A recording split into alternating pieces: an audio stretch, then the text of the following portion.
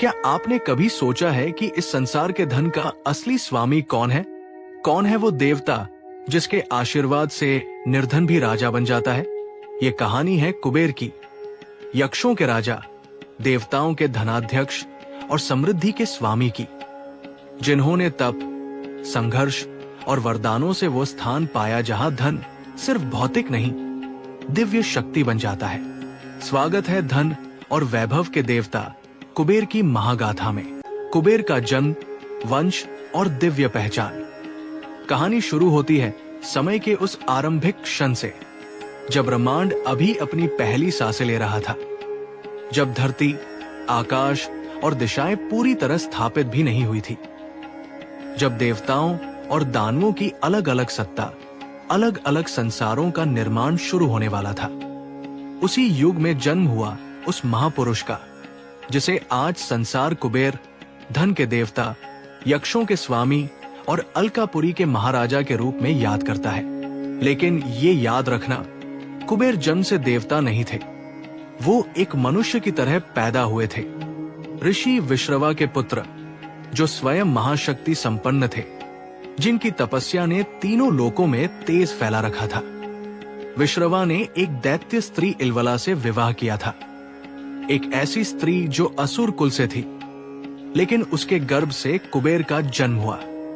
ये विरोधाभास बड़ा था, एक ऋषि का रक्त और दानव कुल की विरासत। यही मिश्रण उनके जीवन की दिशा तय करने वाला था। कुबेर बचपन से ही असाधारण थे। उनका मन संसार के भौतिक सुखों, युद्ध और अहंकार में नहीं लगता था। वो शक्ति के पीछे नहीं, ज्ञान के पीछे भागते थे, जबकि उनके आसपास दैत्य कुल के लोक सेना, ताकत, भूमि और विजय के घमंड में डूबे रहते थे।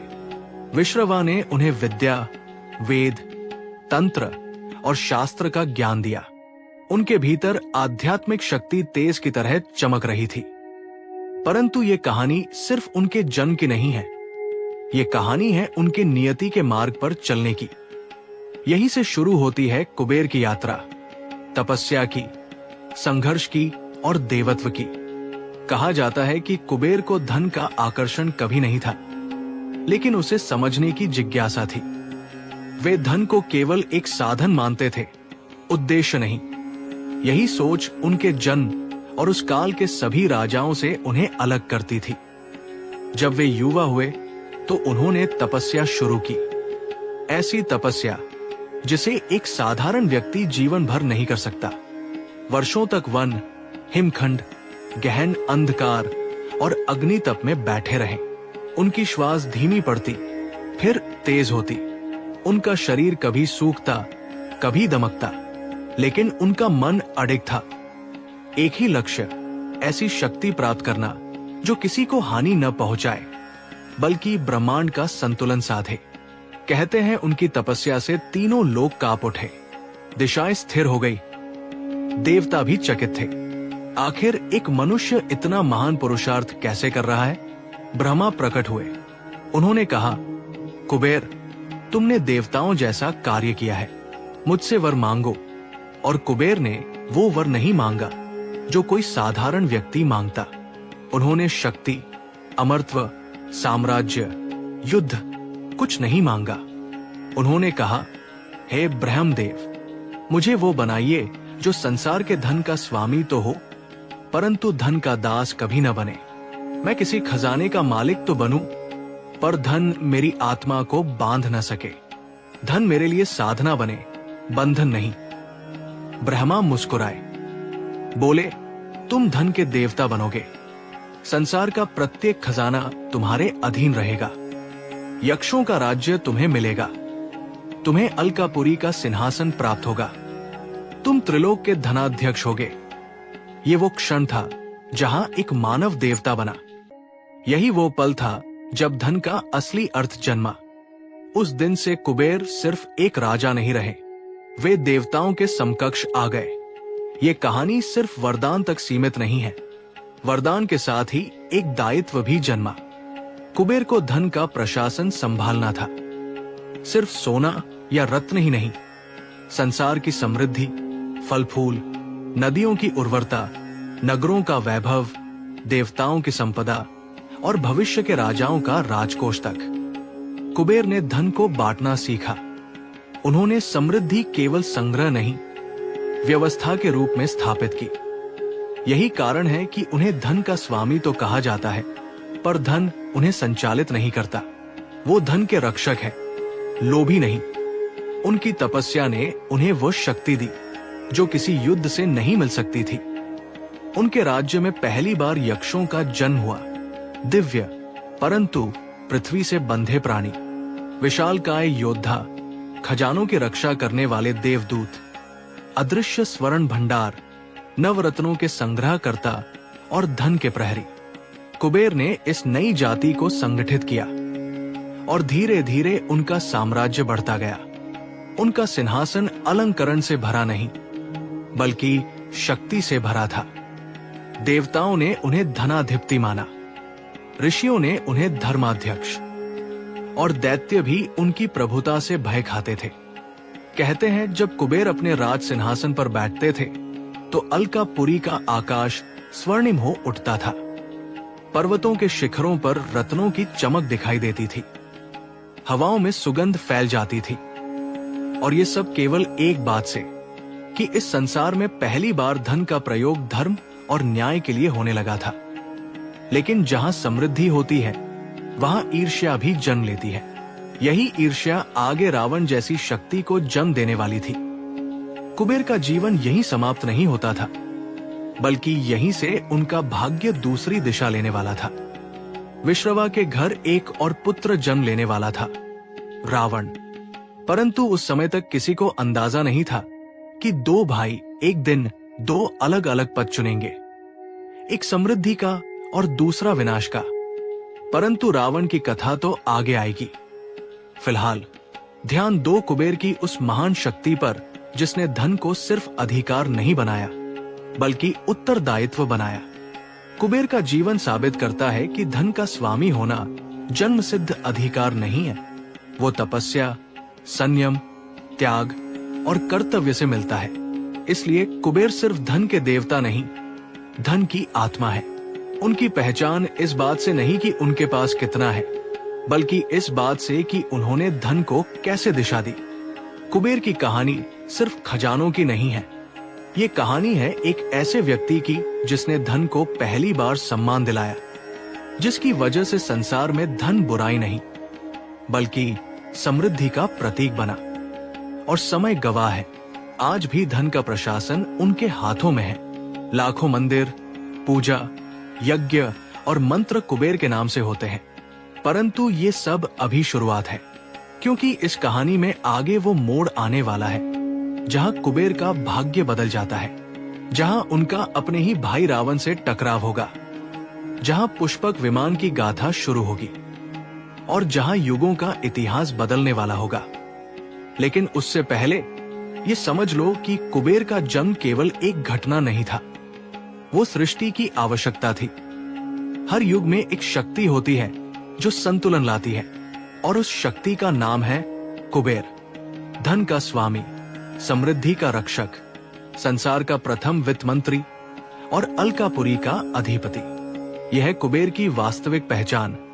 न किसी युद्ध से जीता गया सिंहासन, न किसी छल से पाया हुआ राज्य। यह है एक तपस्वी की कमाई हुई शक्ति। यही है उनकी दिव्यता, यही उनका आरंभ। कैसे कुबेर बने धन के स्वामी? कहानी आगे बढ़ती है उस क्षण से जब कुबेर को ब्रह्मा का वरदान प्राप्त हुआ था। ब्रह्मा ने केवल उन्हें धनाध्यक्ष होने का अधिकार ही नहीं दिया था, बल्कि उन्हें एक ऐसा भविष्य भी दिया था जहां धन अब केवल लालच का साधन नहीं था, बल्कि ब्रह्मांड का संतुलन बन चुका था। लेकिन ये बात मत भूलिए कि देवत्व मिल जाना ही अंत नहीं होता, उसकी शुरुआत होती है असली परीक्षा की। ब्रह्मा ने कुबेर को ये उपाधि तो दी, लेकिन साथ ही एक जिम्मेदारी भी सौंपी। अब पूरे ब्रह्मांड की समृद्धि और संसाधन उनके नियंत्रण में होंगे। लेकिन धन केवल रखने की चीज नहीं, उसे साधना होता है। इसलिए कुबेर के सामने सबसे पहला प्रश्न ये नहीं था कि वे धन के स्वामी कैसे बनेंगे, बल्कि ये कि वे धन को कैसे संचालित करेंगे।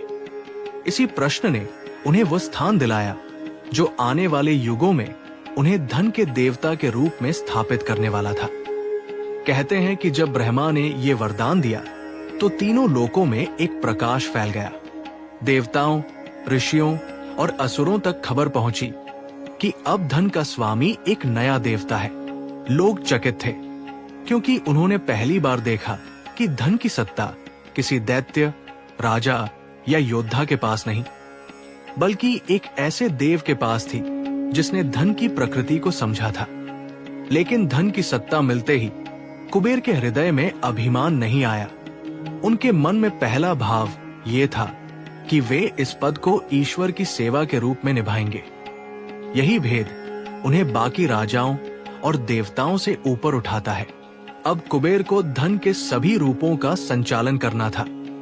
केवल सोना चांदी, रत्नमणि या खजाने ही नहीं, बल्कि फसल की उपज, जल की समृद्धि, वर्षा की मात्रा, नगरों की संपन्नता, भूमि की उर्वरता, व्यापार की दिशा, हर चीज धन की श्रेणी में आती थी। ये ब्रह्मांड का सबसे बड़ा प्रशासन था। इसलिए ब्रह्मा ने उन्हें अकेला नहीं छोड़ा। उन्होंने यक्षों को जन्म दिया। ये यक्ष सैनिक नहीं थे, बल्कि धन के संरक्षक थे। उनका रूप मानव प्रकाश और शक्ति का मिश्रण था। कुछ विशालकाय, कुछ सूक्ष्म, कुछ वृक्षों, पहाड़ों और नदियों की रक्षा करते। यक्षों का उद्देश्य था धन को सुरक्षित रखना, केवल वैभव की रक्षा नहीं, उसका संरक्षण और वितरण करना भी। इसी भूमि पर कुबेर ने अपना साम्राज्य खड़ा किया, अलकापुरी। कहते हैं कि अलकापुरी का निर्माण ब्रह्मांड की किसी भी नगरी से अधिक भव्य था। ये हिमालय की चोटियों पर स्थित थी। वहां के भवन सोने के नहीं थे, बल्कि ऐसे दिव्य पदार्थों से बने थे जिन्हें मानव धर्म में आज भी कल्पना नहीं कर सकता। वहां की हवाओं में सुगंध थी, नदियों में रत्न घुले रहते थे और पर्वतों पर नवरत्नों की चमक दिखाई देती थी। स्वर्ग, पाताल और पृथ्वी, सभी जगत से लोग अलकापुरी का वर्णन सुनते थे और ये समझते थे कि धन का सही रूप यही है, जहां समृद्धि होती है लेकिन लालच नहीं। कुबेर पहली बार धन के स्वामी नहीं बने थे, वे धन के संरक्षक बने थे और इसी कारण उन्हें देवताओं और ऋषियों ने सम्मान दिया। उन्हें धनाध्यक्ष कहा गया। और तब शुरू होता है एक और महत्वपूर्ण अध्याय, कुबेर का शिव से संबंध। कहते हैं कि जब कुबेर अपने सिंहासन पर बैठे तब भगवान शिव ने स्वयं उन्हें गले लगाया। शिव मुस्कुराए और बोले, धन का स्वामी बनना आसान नहीं, लेकिन उसे संभालना कठिन है। धन मनुष्य को पथभ्रष्ट भी कर सकता है और उसका उद्धार भी। कुबेर ने उत्तर दिया, यदि आपके मार्ग के बिना धन संचालित हुआ तो वो विनाश का कारण बनेगा। तब शिव ने कहा, धन तुम संचालित करोगे, पर उसका मूल स्रोत मैं रहूंगा। ये केवल संवाद नहीं था, ये सिद्धांत था। धन की ऊर्जा शिव से उत्पन्न होती है और उसका प्रशासन कुबेर संभालते हैं। इसलिए शिव और कुबेर को मित्र कहा जाता है।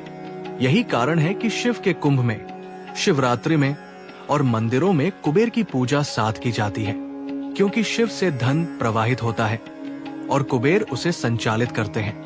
कहानियां कहती है कि देवताओं ने कुबेर को पुष्पक विमान भेंट किया। ये केवल एक विमान ही नहीं, बल्कि देवताओं की गति का प्रतीक था। वह एक ऐसा वाहन था जिसमें एक ही समय में हजारों लोग चले जाएं और फिर भी विमान पृथ्वी से ऊपर बादलों को चीरता हुआ चलता रहे। ये हवा से नहीं, मंत्र शक्ति से चलता था। ये केवल कुबेर की शक्ति नहीं बढ़ाता था, बल्कि उनके साम्राज्य को भी और विशाल करता था। कुबेर जब अपने विमान से अलकापुरी पर उतरते थे तो यक्षों की सेना उनकी प्रतीक्षा करती थी। उनके पास ऐसा साम्राज्य था जो किसी युद्ध से जीता नहीं गया था। ये साम्राज्य तप, ज्ञान और वरदान से मिला था और यही राज सबसे बड़ा था। धन की सत्ता दुनिया में पहली बार स्थायी रूप से स्थापित हुई। देवता और असुर दोनों जानते थे कि अब धन पर अधिकार बल से जीतकर नहीं, वरदान से मिला है। और ये बात दानव कुल के कुछ लोगों को पसंद नहीं आई। क्योंकि असली संघर्ष वहीं से शुरू होना था। कुबेर के पास धन था, लेकिन वो धन उन्हें नियंत्रित नहीं करता था। वे धन का उपयोग यज्ञों में करते, दान में करते, देवताओं के कार्यों में करते, ऋषियों के तप में सहायता पहुंचाते। और तब दुनिया ने देखा कि धन बुराई नहीं है, वो केवल एक साधन है। लेकिन तभी धन की दूसरी दिशा का जन्म होता है, ईर्ष्या। धन का स्वामी होना आसान है, लेकिन दूसरों के लिए वो विष भी बन सकता है। ब्रह्मांड के कुछ हिस्सों में असुर कुल में ये विचार चलने लगा कि धन का अधिकार असुरों का होना चाहिए, क्योंकि पहले भी बल और साम्राज्य उन्हीं के पास था। लेकिन कुबेर के पास धन था तो उसके पीछे कारण था, और वो कारण था तपस्या। पहली बार दुनिया ने देखा कि शक्ति बल से नहीं, संयम और तप से मिलती है। कुबेर ने धन को संग्रह नहीं किया, उन्होंने उसे संभावना में बदला, और इसी विशेषता ने उन्हें देवताओं के बीच अद्वितीय बनाया।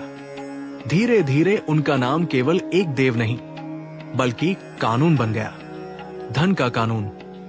यदि कुबेर का आशीर्वाद न हो तो देवताओं के पास भी खजाने नहीं टिकते। स्वर्ग के भवन, राजाओं की सेनाएं, नदियों की धाराएं, सब कुबेर के नियंत्रण में एक सूक्ष्म शक्ति से बंधी थी। इसका तंत्र इतना विशाल था कि देवता भी कभी कभी मंत्र पढ़ने से पहले कुबेर का स्मरण करते थे, क्योंकि वे जानते थे कि बिना धन के कोई योजना, कोई युद्ध, कोई यज्ञ सफल नहीं होता। तभी ब्रह्मांड में एक नया परिवर्तन शुरू हुआ। धन के कारण पहली बार सत्ता का संतुलन बना, और यहीं से जन्म लेने वाली थी वो कहानी जो आगे जाकर कुबेर के जीवन को पूरी तरह बदलने वाली थी। क्योंकि यहीं से पैदा होने वाला था वो दूसरा पुत्र रावण, और फिर धन की शक्ति, सत्ता की शक्ति और अहंकार की शक्ति टकराने वाली थी। लेकिन अभी इस पल में कुबेर उस स्थिति में थे जहां धन उनका सेवक था, मालिक नहीं। उन्होंने दुनिया को पहली बार सिखाया कि धन केवल सोना या हीरे मोतियों का नाम नहीं। धन एक ऊर्जा है जो संसार को आगे बढ़ाती है, जो सभ्यताओं का निर्माण करती है, और कुबेर इस ऊर्जा के प्रथम रक्षक थे। यही कारण है कि दुनिया में धन को कभी शाप नहीं माना गया, उसे देवत्व दिया गया। और वो देवत्व किसी असुर ने नहीं, किसी युद्ध ने नहीं, किसी छल ने नहीं, कुबेर ने बनाया। धन का स्वामी बनना शक्ति नहीं, जिम्मेदारी थी। और कुबेर इस जिम्मेदारी के पहले और सबसे महान उदाहरण बने। ये यात्रा केवल एक देवता की नहीं, बल्कि उस शक्ति की थी जिसने हजारों वर्षों तक दुनिया की दिशाएं तय की। रावण और कुबेर, दो भाइयों की टकराहट। कुबेर की अलकापुरी का वैभव बढ़ रहा था। देवता, यक्ष, गंधर्व, किन्नर सभी उसके शाही कानून में बंधे हुए थे। धन का प्रवाह जैसे किसी अदृश्य नियंता के आदेश पर चलता था, और वो नियंता कुबेर ही थे। लेकिन संसार में जब भी व्यवस्था स्थापित होती है, उसी क्षण असंतुलन जन्म लेने लगता है। उसी घर में, उसी वंश में, उसी पिता के आंगन में एक और शक्ति जन्म ले रही थी। एक ऐसा बालक जिसे कोई रोक नहीं सकने वाला था, जिसका अहंकार आकाश से भी ऊंचा होना था, जिसकी महत्वाकांक्षा आग की तरह बढ़ती जाती, वो था रावण। रावण उसी ऋषि विश्रवा का पुत्र था, परंतु उसकी माता कैकसी थी, राक्षस कुल की कुलदेवी। ये वही क्षण है जहां कहानी दो रास्तों में बंट जाती है, एक मार्ग साधना का, दूसरा शक्ति का। एक भाई धन का देवता, दूसरा राजाओं का राजा बनने वाला। कुबेर बड़ा भाई था, शांत, संयमी, ज्ञान और तप का अनुयायी। रावण छोटा था, तेजस्वी, पराक्रमी, शस्त्रों का स्वामी, परंतु उसकी नसों में प्रवाहित होता था असुर कुल का रक्त, बल, प्रतिशोध और साम्राज्य की ज्योति। बचपन से ही रावण को अपनी श्रेष्ठता का बोध था। वो केवल सीखता नहीं था, वो चुनौती देता था। गुरु क्या कहते हैं, ये महत्वपूर्ण नहीं था। महत्वपूर्ण ये था कि वो कैसा बनेगा। रावण का ज्ञान बढ़ा, पर उसका अहंकार भी बढ़ता गया।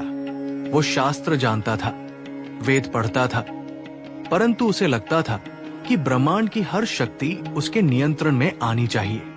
विश्रवा दोनों पुत्रों में अंतर समझते थे। एक पुत्र तपस्या और त्याग की राह पर चल रहा था, दूसरा पुत्र युद्ध और विजय की ओर। लेकिन पिता होने के नाते वो किसी का भी भविष्य नहीं रोक सकते थे। यहीं से आरंभ होती है दो भाइयों की नियति। कुबेर अपने साम्राज्य में समृद्धि को फैलाता जा रहा था। धन, राज्य, यक्षों की सेना, पुष्पक विमान, अलकापुरी का स्वर्णिम वैभव, सब कुछ उनके अधीन था। रावण को ये सब दिखाई देता था, लेकिन देखने और स्वीकार करने में अंतर होता है। रावण देखता था धन कुबेर के पास है, सत्ता कुबेर के पास है, श्रेष्ठता कुबेर के पास है। उसका मन ये मानने को तैयार ही नहीं था कि बड़े भाई ने ये सब तपस्या से पाया है। उसकी दृष्टि में धन शक्ति है, और शक्ति का दावा जन्मगत अधिकार है, किसी तपस्या का नहीं। धीरे धीरे रावण का स्वरूप बदलता गया। वो साधारण असुर नहीं रहा, उसने भी वर्षों तक तपस्या की। शिव की उपासना में उसने अपने शरीर का बलिदान दिया, अंग अंग अग्नि में तपता गया। उसकी तपस्या इतनी भयानक थी कि देवताओं तक में भय फैल गया, और अंततः शिव स्वयं उससे प्रसन्न हुए। उन्होंने उसे वरदान दिए, शक्ति दी, अजेयता दी। अब रावण वो नहीं था जो पैदा हुआ था, अब वो रावण था, लंका का भावी राजा, भविष्य का विजेता। लेकिन रावण की नजरें आगे बढ़ चुकी थी। वो केवल लंका पर शासन नहीं चाहता था, उसे कुबेर की अलकापुरी चाहिए थी, उसे पुष्पक विमान चाहिए था, उसे वो धन चाहिए था जो तीनों लोकों का संतुलन बनाए रखता था। रावण सोचता था ब्रह्मांड में सबसे बड़ा राजा वही है जिसके पास सबसे अधिक धन हो, और वो धन कुबेर के राज्य में था। यही वो क्षण था जब दोनों भाइयों की राहें पहली बार टकराई। रावण ने कुबेर को संदेश भेजा, अलकापुरी छोड़ दो, धन का स्वामी तुम नहीं, मैं हूं। कुबेर ने जब ये सुना तो उन्होंने हंसकर कहा, धन शक्ति है, पर शक्ति बिना धर्म के विनाश बन जाती है। धन उतना ही रहेगा जितना संसार के हित में बंधा रहेगा। लेकिन रावण ये भाषा नहीं समझता था। उसके लिए धर्म का अर्थ था सत्ता। उसने कहा, अगर धन मेरे हाथ में होगा तो ब्रह्मांड मेरी इच्छा से चलेगा। ये वो टकराव था जो कोई युद्ध नहीं था, ये दो विचारधाराओं का संघर्ष था। एक ओर था कुबेर का संयम, धन का संचालन तपस्या से, दूसरी ओर था रावण का राज, धन का संचालन बल और विजय से। अंततः एक दिन ऐसा आया जब रावण अलकापुरी पर चढ़ाई करने पहुंचा। वो अकेला नहीं था, उसके साथ था लंका का विशाल राक्षस साम्राज्य, असुर सेनाएं, जादुई योद्धा, मायावी रथ और महाकालिक शक्ति। यक्षों की सेना तैयार थी। परंतु युद्ध केवल शस्त्रों में नहीं लड़ा जाता, युद्ध दृष्टिकोण में लड़ा जाता है। रावण ने भवनों को तोड़ा, पहाड़ों को काटा, झरनों को रोक दिया। यक्षों ने प्रतिकार किया, लेकिन रावण अजेय हो चुका था। ये कोई साधारण युद्ध नहीं था, ये भाई भाई का संघर्ष था। जब रावण अलकापुरी के द्वार पर पहुंचा तो कुबेर सामने आए। कुबेर ने कहा, रावण, शक्ति पाना आसान है, पर शक्ति का उपयोग समझना कठिन। रावण गर्जा, मुझे उपदेश मत दो, मैं सिंहासन लेने आया हूं। कुबेर शांत थे। बोले, ये सिंहासन तुम्हारा कभी नहीं होगा, इसे किसी दानव का रक्त संचालित नहीं करेगा। रावण ने उत्तर दिया, फिर भी ये सिंहासन मैं लूंगा। और उसने सिंहासन को शक्ति से छीन लिया, पुष्पक विमान को हरण किया। संसार में पहली बार किसी ने धन देवता को हराया था। लेकिन ध्यान रखना, कुबेर पराजित नहीं हुए थे, उन्होंने धन की रक्षा की थी। कुबेर सत्ता खो सकते थे, धन खो सकते थे, लेकिन उनके पास वो शक्ति थी जिसे कोई छीन नहीं सकता, धर्म। रावण अलकापुरी लेकर लंका लौट गया। अलकापुरी का वैभव वो नहीं समझ पाया, लेकिन उसने उसे अपने साम्राज्य का आधार बना लिया। प्रजा से कहा, अब धन का स्वामी मैं हूं, अब ब्रह्मांड का राजा मैं हूं। और यही शुरू हुआ उस विनाशक मार्ग का जिसके अंत में रावण का साम्राज्य टूटने वाला था। क्योंकि धन कभी अत्याचार का साथी नहीं बनता। धन तभी टिकता है जब वो धर्म से बंधा हो। रावण का राज्य बल पर खड़ा था, कुबेर का राज्य आशीर्वाद पर। और दुनिया हमेशा आशीर्वाद की ओर झुकती है। कुबेर हारकर भी पराजित नहीं हुए। उन्होंने साधना जारी रखी। उन्होंने अपने भविष्य के लिए नई दिशा बनाई। लेकिन उस क्षण इतिहास दर्ज कर चुका था। धन और बल का टकराव शुरू हो चुका था। और यही टकराव आगे जाकर रामायण का आधार बनने वाला था। रावण का अहंकार अपने चरम पर पहुंच चुका था और कुबेर अपनी तपस्या में और गहरे उतर चुके थे। एक भाई ने धन को साम्राज्य में बदला, दूसरे ने धन को संकल्प में। इतिहास गवाह है, विजय उसी की होती है जो धन को साध लेता है, न कि जो धन को छीन लेता है। और इसी संघर्ष ने आने वाले समय की दिशा बदल दी। रावण और कुबेर की ये लड़ाई केवल दो भाइयों की नहीं थी, ये देवत्व और दैत्यत्व की पहली भिड़ थी। भविष्य ने जो होने वाला था उसका बीज यही बो दिया था। आगे चलकर यही संघर्ष राम रावण युद्ध की नींव बनेगा और धन की असली मर्यादा दुनिया को समझाएगा। रावण ने जो शक्ति हड़पी थी उसे वो कभी नियंत्रित नहीं कर पाया, क्योंकि धन को प्राप्त करना आसान है पर उसे संभालना कठिन। यही कुबेर की सीख थी, यही उनका साम्राज्य था, यही उनकी ताकत थी। कुबेर फिर हारेंगे नहीं। इतिहास गवाह है, धन का रक्षक वही बनता है जो धन को समझता है। और कुबेर इस सत्य के जीवंत प्रमाण है। कुबेर का साम्राज्य अलकापुरी का रहस्य। अलकापुरी, वो दिव्य नगरी जिसे देवस्वर्ग का प्रतिरूप कहा गया है, जिसे सिर्फ देखने भर से मनुष्य अपने समस्त पापों से मुक्त हो जाता है, जहां प्रवेश मात्र से साधारण व्यक्ति देवतुल्य बन जाता है। ये सिर्फ एक नगर नहीं था, ये वैभव, ऐश्वर्य और दिव्यता का ऐसा शिखर था जहां विश्व का हर धन एकत्रित होता था। कहते हैं ये वो स्थान था जहां सूर्य भी अपनी किरणों को संजोकर रखता था, जहां रात के अंधकार को प्रकाश की सुवर्ण आभा चीरती हुई निकल जाती थी। हिमालय की चोटी पर स्थित अलकापुरी को सप्तलोड़ों की रक्षा प्राप्त थी। इंद्र को जहां अमरावती का गर्व था, वही कुबेर को अलका का। देवता भी इसे देखते ही ठिठक जाते थे, क्योंकि ये केवल वास्तुकला का अद्भुत चमत्कार नहीं था, ये ऊर्जा, ज्ञान और दिव्य रहस्यों का केंद्र था। कहते हैं इसकी सीमाएं साधारण आंखों से दिखाई नहीं देती थी। इसकी ऊंचाई उस आकाश की छत को छूती थी जहां से देवों के रथ गुजरते थे। आसपास गंगाजल की धारा बहती थी, जिसकी ध्वनि में संगीत का स्वर था। मान्यता है कि अलकापुरी के द्वार के बाहर ही भगवान शिव स्वयं त्रिशूलधारी रूप में उसकी रक्षा किया करते थे। कुबेर, जो धन के स्वामी ही नहीं बल्कि यक्षों, गंधर्वों और किन्नरों के अधिपति भी थे, वे उसी सुवर्ण नगरी पर शासन करते थे। अलकापुरी की सड़कें नीलमणि और पन्नों से सजाई गई थी। यहाँ के महल, मंदिर और प्रासाद चांदी और सोने से निर्मित थे। यक्षों ने कहा था, ये वो जगत है जहां अभाव शब्द का अस्तित्व ही नहीं। यहाँ के बगीचे ऐसे थे जहां पेड़ों पर केवल फल ही नहीं बल्कि रत्न भी लटकते थे। हर महल का प्रवेश द्वार दो सिन्हों के रूप में बना था, जो जीवित नहीं थे पर उनमें प्राण शक्ति का वास था। उनकी आंखें ज्वालामुखी की आग जैसी चमकती थी और उन्हीं के बीच से होकर देवता तक प्रवेश करते थे। अलका का मध्य चौराहा वह स्थान था जहां से समस्त दिशाएं संचालित होती थी।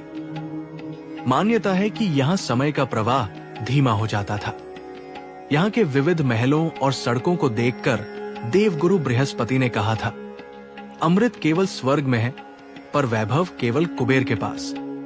अलकापुरी का केंद्र बिंदु था कुबेर दरबार। ये दरबार न केवल राजनीतिक शक्ति का केंद्र था, बल्कि इसे दुनिया के सारे खजानों का हृदय माना जाता था। ये वो स्थान था जहां ब्रह्मांड के धन का प्रवाह निर्धारित होता था। धन, सोना, रत्न, बहुमूल्य धातुएं, अद्भुत दिव्य वस्तुएं और स्वर्ग के दुर्लभ खजाने, सब कुछ वहां संरक्षित था। कुबेर के सिंहासन पर बैठा स्वर्णिम स्वरूप ऐसा था कि जो उसे देख ले वो धन का वास्तविक अर्थ समझ ले। वे स्वर्ण आभूषणों से नहीं बल्कि तप और शक्ति से दीप्त थे। उनके हाथ में सदैव निडरता का प्रतीक गदा और समृद्धि का पवित्र पाश रहता था। कुबेर के रथ की बात करें तो उसका वर्णन भी किसी दैवी चमत्कार से कम नहीं। उनका रथ पुष्पक विमान जैसा ही दिव्य था। ये रथ केवल आकाश में नहीं चलता था, बल्कि इच्छा मात्र से लोगों को पार कर जाता था। अलकापुरी में चाहे कोई साधारण यक्ष हो या कोई देवता, कुबेर के दरबार में प्रवेश करने से पहले अपने मन के अहंकार को त्यागना पड़ता था, क्योंकि कुबेर केवल धन के स्वामी ही नहीं थे, वे न्याय के भी देवता माने जाते थे। वे दानशील भी थे और दंड देने वाले भी। उनके राज्य में किसी प्रकार का छल, वैर या अन्याय सहन नहीं किया जाता था। यक्ष, गंधर्व, किन्नर और अप्सराएं इस साम्राज्य को संगीत, कला और दिव्यता से सजाते थे। कहा जाता है कि जहां कहीं भी पृथ्वी पर धन, खजाने और सौभाग्य की स्थापना होती है, वो ऊर्जा सीधे अलकापुरी से जुड़ी होती है। वहां का प्रत्येक पत्थर और ईंट मंत्रों और तप से सिद्ध होती थी। रावण के यहाँ आक्रमण से पहले अलकापुरी में पर्वतों पर प्रकाश का साम्राज्य था। कुबेर के अलावा शिव, पार्वती और यक्षगण की उपस्थिति इस पवित्र भूमि को और भी अद्भुत बनाती थी। यहीं से कुबेर का शासन विश्व भर में विस्तार हुआ। अलकापुरी का एक और रहस्य था। ये केवल भौतिक समृद्धि का प्रतिरूप नहीं थी, ये अध्यात्म, योग और शक्ति की त्रिकाल सत्ता थी। यहाँ के मंदिरों में ब्रह्मांड के रहस्य लिखे थे। यहाँ के ऋषि और तपस्वी ब्रह्मांड के रहस्यों का अन्वेषण करते थे। ये वो स्थान था जहाँ धन केवल आवश्यकता पूरी करता था, विलास नहीं। कुबेर के दरबार में होने वाले निर्णय केवल धन के वितरण के नहीं, बल्कि संसार के प्रवाह के थे। कहते हैं संसार में धन का जितना भी संचरण होता है, उसका नियंत्रण अलकापुरी के माध्यम से होता है। यहाँ एक दिव्य कक्ष था, निधि खजाना कक्ष। इसे ब्रह्मांड का सबसे सुरक्षित स्थान कहा जाता है। वहां केवल पृथ्वी या स्वर्ग का नहीं, बल्कि तीनों लोकों का धन सुरक्षित था। जगत के 8 निधियों की उत्पत्ति भी यही हुई। पद्म, महापद्म, शंख, मकर, कच्छप, मुकुंद, नंद और नील, इन निधियों का स्वामी केवल कुबेर ही था। ये निधियां इच्छाओं को पूरा करने की शक्ति रखती थी और देवताओं तक की पहुंच से बाहर थी। कहते हैं इन निधियों पर नजर डालना मात्र भी साधारण मनुष्य या दानव के लिए मृत्यु समान था। इन्हीं निधियों में स्वर्ण, रत्न, यक्ष शक्तियां तथा भोग सामग्री संग्रहित थी। इन्हें कोई चुरा नहीं सकता, इन्हें केवल समर्पण और साधना से प्राप्त किया जा सकता था। अलकापुरी के चारों ओर यज्ञ, मंत्र और तप की शक्ति का घेरा रहता था। वहां के सैनिक साधारण नहीं थे, वे यक्ष योद्धा थे जो वायु को भी नियंत्रित कर लेते थे। उनका स्वरूप मानव जैसा था, पर शरीर पर ऐसी दिव्य शक्ति थी जिससे पहाड़ भी हिल जाए। पृथ्वी पर कोई भी साम्राज्य इतना सुरक्षित नहीं था जितनी अलकापुरी। ये शिव का वरदान थी। शिव ने स्वयं कहा था, कुबेर, ये नगर केवल तुम्हारा नहीं, ये संपत्ति की मर्यादा का प्रतिनिधित्व है। पर यही वो नगर था जो आगे चलकर रावण के लालच का शिकार भी बना। जब रावण ने पहली बार अलकापुरी पर नजर डाली तो उसकी आंखें आश्चर्य से फैल गई। उसे समझ में आया कि धन ही सत्ता है, धन ही शक्ति है, धन ही वर्चस्व है, और इसी धन से रावण के भीतर वो लालच पैदा हुआ जिसने उसे भाई कुबेर के विरुद्ध कर दिया। लेकिन उसके पहले ये नगर देवताओं के लिए आश्रय था। इंद्र जब कभी पराजय के भय में अपने सिंहासन की चिंता करता तो अलकापुरी का वैभव उसे याद आता। ऋषि, देवता और गंधर्व सभी इस नगरी की कथा सुनाते थे। हिमालय के ऊपर एक नगर जहां किसी अभाव की छाया तक नहीं पहुंच सकती, जहां हर चीज सोने, रत्नों और दिव्यता से भरी हुई है। ये केवल एक साम्राज्य नहीं था, ये धन और शक्ति की दिव्य परिभाषा थी। कुबेर की अलकापुरी वो स्थान थी जहां आध्यात्म और भौतिक समृद्धि का अद्भुत संगम था। ये साम्राज्य उसी का प्रतीक था कि धन एक वरदान है, एक महाशक्ति है, पर केवल उसके योग्य हाथों में ही वो सुरक्षित रह सकता है। कुबेर और भगवान शिव। कुबेर और भगवान शिव का संबंध केवल देवता और अनुयायी का नहीं था, बल्कि ये दो ऐसी शक्तियों का मिलन था जिनकी उपस्थिति ने ब्रह्मांड में समृद्धि और त्याग की परिभाषा लिखी। एक तरफ थे कुबेर, धन के स्वामी, सुख संपत्ति और भौतिक वैभव के देवता, और दूसरी ओर थे शिव, वैराग्य, तप, ज्ञान और सहार के देवता। एक की सत्ता धन में, दूसरे की सत्ता त्याग में। एक स्वर्ण सिंहासन पर बैठा, दूसरा श्मशान की राख में लिपटा, परंतु यही दो विरोधी स्वरूप एक ही आकाश में स्थापित थे। और यही निहित है कुबेर और शिव के संबंध की महानता। कथा कहती है कि जब ब्रह्मांड नयान्या बना था, समस्त देवता अपने अपने स्थानों पर नहीं थे। तब शिव कैलाश के देव नहीं थे और न ही कुबेर धन के स्वामी। संसार में कोई व्यवस्था नहीं थी। तब ऋषियों और देवों के आग्रह पर भगवान शिव हिमालय पर तप करने चले गए और वही उनका निवास स्थिर हुआ।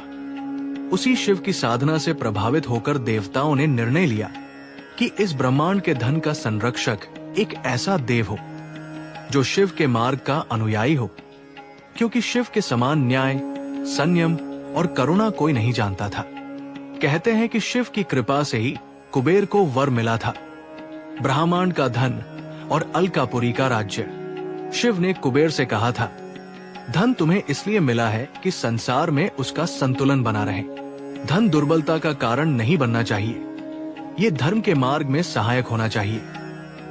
यही कारण था कि कुबेर को धन और वैभव के बावजूद कभी अहंकार नहीं हुआ। वे शिव के सबसे प्राचीन भक्तों में से एक माने जाते हैं। कुबेर के जीवन में शिव केवल देव नहीं, गुरु थे। कहते हैं कि जब ब्रह्मा ने कुबेर को धन की सत्ता दी, तब वे स्वयं शिव के पास उपदेश लेने गए थे। शिव ने उनसे कहा, धन पानी की तरह है, रुक जाए तो सड़ जाता है, बहता रहे तो जीवन देता है। धन कभी अपना नहीं, ये सिर्फ एक जिम्मेदारी है। कुबेर ने ये बात जीवन भर निभाई, इसीलिए धन उनके पास रहने पर भी वो कभी उनके व्यक्तित्व पर हावी नहीं हुआ।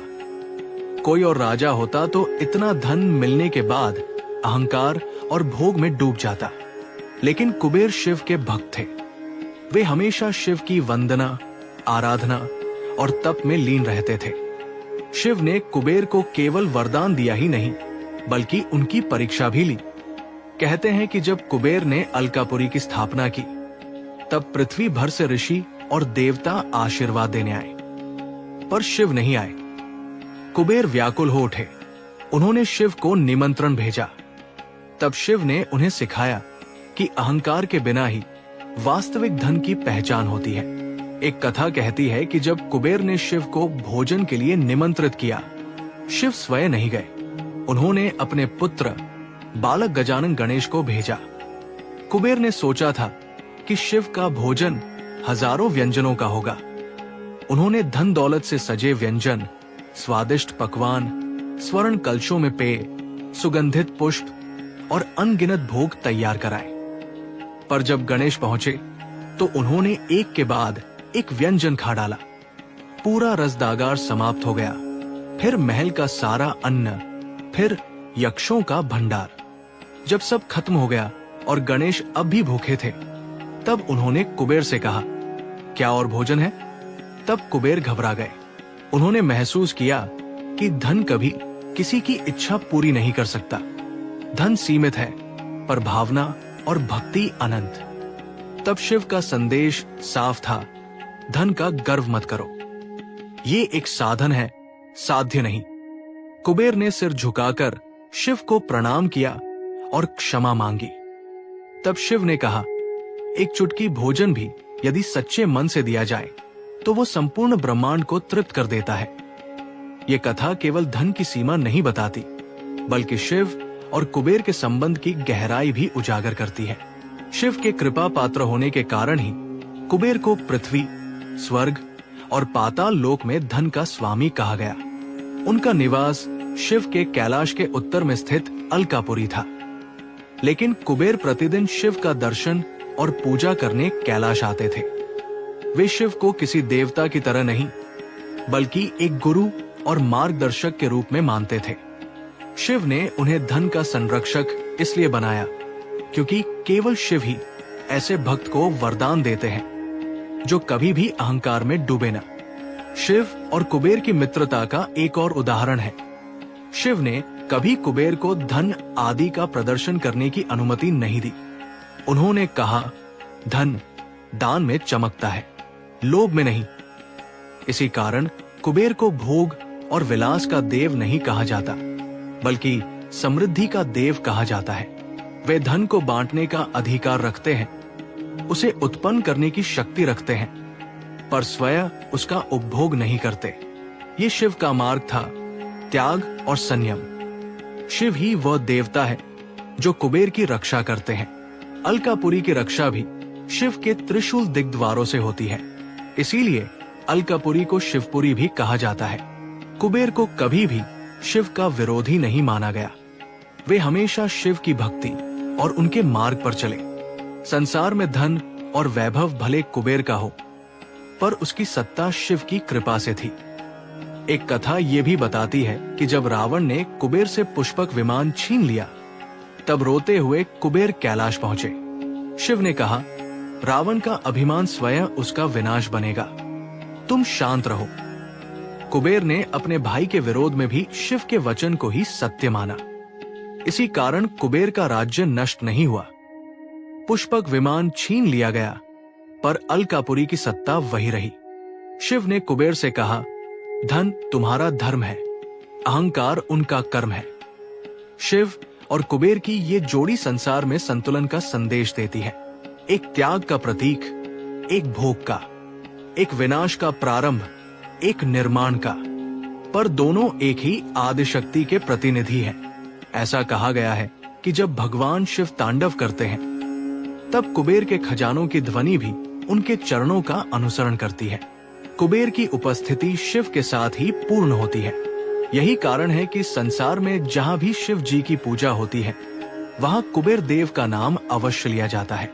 शिवलिंग के पूजन में जल, बिल्वपत्र और रोली के साथ एक सिक्का चढ़ाया जाता है। ये सिक्का शिव और कुबेर के संबंध का प्रतीक है। धन का दान, त्याग और भक्ति। शिव की पृष्ठभूमि और कुबेर का साम्राज्य एक ही ब्रह्मांडीय ऊर्जा के दो पहलू हैं। एक शायद इसलिए कि संसार में केवल त्याग से काम नहीं चलता, धन भी उतना ही आवश्यक है।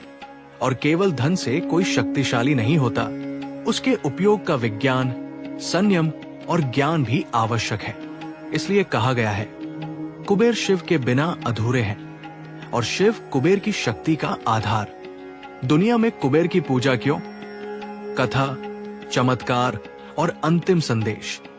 कुबेर की पूजा इसलिए नहीं होती कि वे धन के स्वामी हैं, बल्कि इसलिए होती है कि वे धन की मर्यादा के संरक्षक हैं। दुनिया में अनगिनत देवता है, ज्ञान के देवता, शक्ति के देवता, मृत्यु के देवता, प्रेम के देवता, पर धन का देव केवल एक ही है, कुबेर।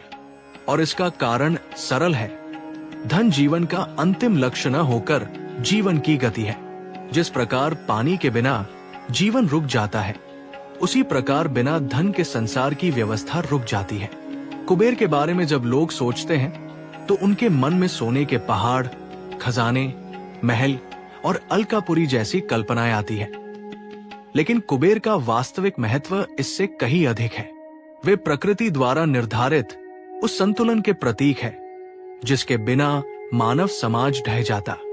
इसलिए संसार में कुबेर की पूजा केवल वैभव या संपत्ति के लिए नहीं होती, बल्कि समृद्धि, सुरक्षा और स्थिरता के लिए होती है। प्राचीन शास्त्रों में कहा गया है कि कि कुबेर उस ऊर्जा के संचालक है जहां धन प्रवाहित होता है, जहां व्यापार है, जहां श्रम है, जहां कार्य है। व्यापारियों के लिए कुबेर को पूजा जाता है क्योंकि व्यापार में लाभ और हानि दोनों का सामंजस्य रखने वाला देव कोई है तो वो वही है। किसान कुबेर की आराधना करते हैं क्योंकि भूमि पर जन्मा हर अन्न, हर बीज, हर फल और हर जल धन का स्वरूप है। गृहस्थ कुबेर का स्मरण करते हैं क्योंकि घर में शांति तभी है जब परिवार सुरक्षित हो। शिव के बिना कुबेर अधूरे हैं और कुबेर के बिना शिव का वैराग्य अधूरा। यही कारण है कि कुबेर को लोकपाल कहा जाता है। 4 दिशाओं के 4 रक्षकों में से एक। इंद्र दक्षिण दिशा देखते हैं, यम दक्षिण, वरुण पश्चिम और कुबेर उत्तर। उत्तर दिशा को संपत्ति और सफलता की दिशा माना जाता है और यही कुबेर का स्थान है। कुबेर की पूजा इसलिए होती है क्योंकि संसार जानता है कि धन का रक्षक वही है। अगर धन दुरुपयोग में जाता है तो वो विनाश लाता है और यदि सही हाथों में रहे तो सौभाग्य और शांति लाता है। कुबेर से जुड़ी कई अद्भुत कथाएं हैं। उनमें सबसे प्रसिद्ध है वो कथा जिसमें एक गरीब ब्राह्मण रोज शिव, पार्वती और कुबेर का ध्यान करता था। उसके घर में गरीबी थी, उसके पास भोजन तक नहीं था, लेकिन उसके मन में किसी प्रकार की शिकायत नहीं थी। एक दिन पार्वती ने शिव से पूछा, ये व्यक्ति इतनी श्रद्धा से हमारी पूजा करता है, क्या इसे कुछ नहीं मिलना चाहिए? शिव ने कहा, समय आने पर इसे उसका फल अवश्य मिलेगा। और समय आया तब कुबेर स्वयं उसके घर गए, लेकिन जब उसके घर गए तो वहां खाली मिट्टी के बर्तन, टूटा हुआ दिया और एक बूढ़ी औरत दिखी। कुबेर ने उससे पूछा, क्या तुम्हें धन चाहिए? वो स्त्री मुस्कुराई और बोली, मुझे धन नहीं, बस घर में शांति चाहिए। यही परिभाषा है कुबेर की पूजा की। धन जितना आवश्यक है उससे अधिक नहीं। कुबेर केवल धन देते ही नहीं बल्कि धन देने का तरीका भी सिखाते हैं। इसलिए जब व्यापारी दीपावली में लक्ष्मी की पूजा करते हैं तब कुबेर की भी साथ पूजा होती है, क्योंकि लक्ष्मी वैभव देती है और कुबेर उसे स्थिर करते हैं। लक्ष्मी कृपा है, कुबेर शासन है। एक कथा ये भी बताती है कि भगवान शिव ने स्वयं कहा था, जब धन अयोग्य हाथों में जाता है तब वो शाप बन जाता है और जब वही धन योग्य हाथों में आता है तब वो वरदान बनता है। और इसीलिए कुबेर को लोभ या विलासिता का देवता कभी नहीं कहा गया। वे संपन्नता के प्रतीक है। वे सुरक्षित धन के रक्षक देवता है। यहाँ तक कि युद्धों में भी राजा कुबेर की कृपा को बुलाते थे, क्योंकि युद्ध केवल शक्ति से नहीं जीते जाते, धन से भी जीते जाते हैं। धन सेना बनाता है, शक्ति को संचालित करता है, राज्य को स्थिर रखता है। इसी धर्म नीति को कुबेर ने संसार को सिखाया। लेकिन उनकी पूजा केवल राजा नहीं करते थे। जंगल में रहने वाले साधु, गृहस्थ, स्त्री, व्यापारी, किसान, यहाँ तक कि योद्धा भी उनसे वर मांगते थे, क्योंकि कुबेर केवल दौलत का वरदान नहीं देते बल्कि समृद्ध जीवन का वर देते हैं। कुबेर के चमत्कारों की कथा अनगिनत स्थानों पर मिलती है। काशी में उनकी पूजा होती है, कैलाश में शिव के पास उनका निवास सम्मानित है। दक्षिण भारत में कुबेर को अन्न, जल और अन्नपूर्णा का संरक्षक कहा गया। नेपाल के देवालयों में कुबेर की शक्ति व्यापार और पर्वतों के सौभाग्य की देवी मानी जाती है।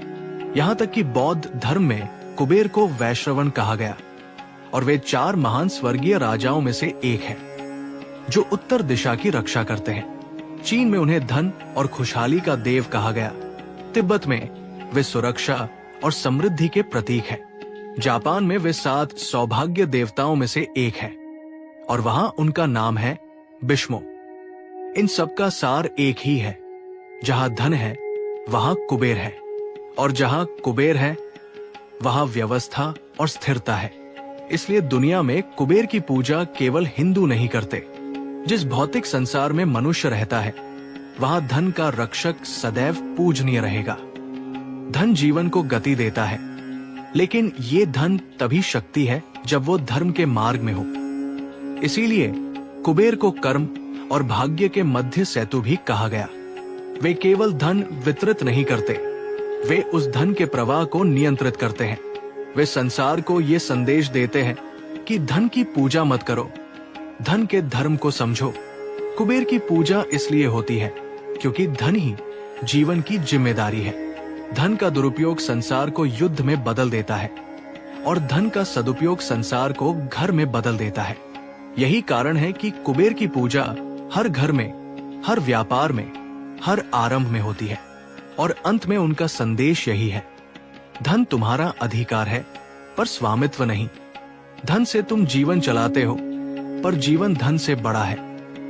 यही कारण है कि शिव और कुबेर दोनों एक साथ पूजे जाते हैं। शिव कहते हैं त्याग ही सर्वोच्च सत्य है और कुबेर कहते हैं धन तभी पवित्र है जब वो त्याग के लिए तैयार है।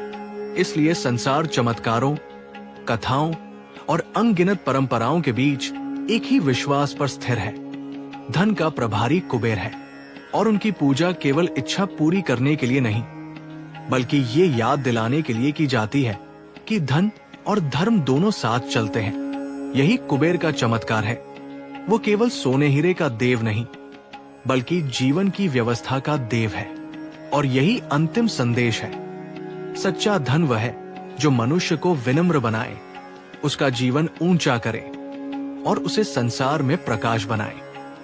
कुबेर इसलिए पूजे जाते हैं क्योंकि वे हमें ये नहीं देते कि क्या पाना है बल्कि ये सिखाते हैं कि क्या संभालना है।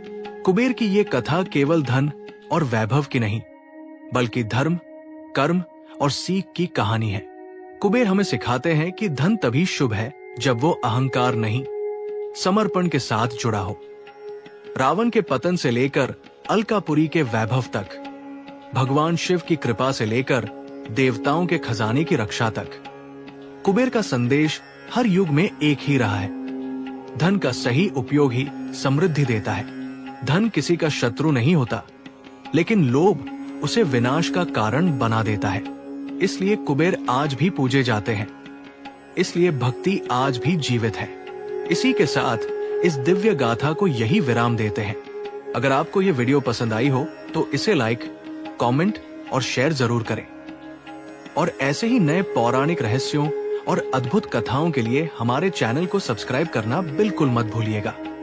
जय कुबेर देव।